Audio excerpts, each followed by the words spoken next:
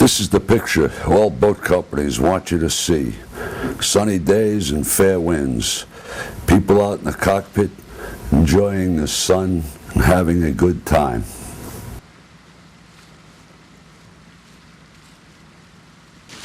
But there's another side to this offshore cruising stuff. Here we are leaving to go to the Annapolis boat show, over 400 miles from Rhode Island to the Chesapeake Bay. We left on a pretty good weather forecast, but typically it was wrong. Unlike day sailing, once you go offshore, you have to keep going, whether or not. And the weather started to turn real bad, with a series of line squalls and 25 knots of wind blowing in gusts and puffs. So much for sunny days out in the cockpit. Here's where the inside helm station on a 52 RDP is definitely worth its weight in gold.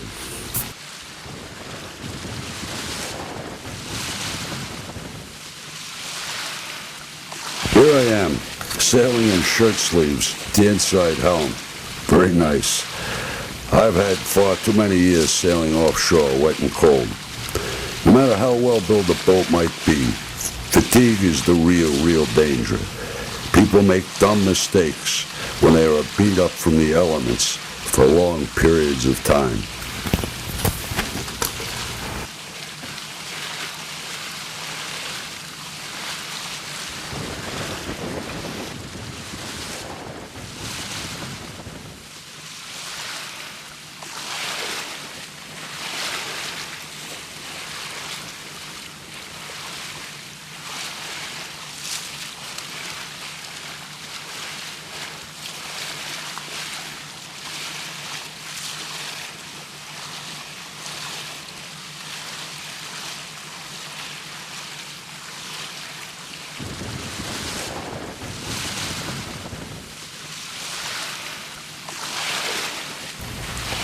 Another key element to eliminating fatigue is having a seagoing galley where hot meals can be served on a regular basis, which really allows the people aboard to relax. An eating spot with light and a view instead of being down in a cave is a real nice feature for eliminating fatigue and keeping the crew happy.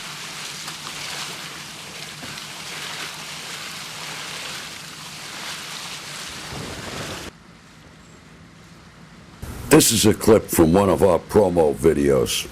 Sure, it's nice to be out in the cockpit when the weather is good. When the weather turns bad, and it always does eventually, the outside cockpit is not a pleasant place to be. Even in extremely hot conditions, that also can beat the hell out of you outside, even if you're underneath a sun bimini. Being inside below, even running the air conditioner, it's not such a bad thing at all if it's very hot. After 30 hours of bad weather offshore, we still ran into rain and headwinds in the Chesapeake. Here we are, powering along at 9 knots into a stiff chop, with the twin engines pushing us along quite smartly. Well, here we are at the Chesapeake Bay Bridge, just outside of Annapolis. We've had over 400 miles in 44 hours or so. As is my custom for the past 36 years, I always pour some brandy to thank the gods for safe passage. I also drink a little too.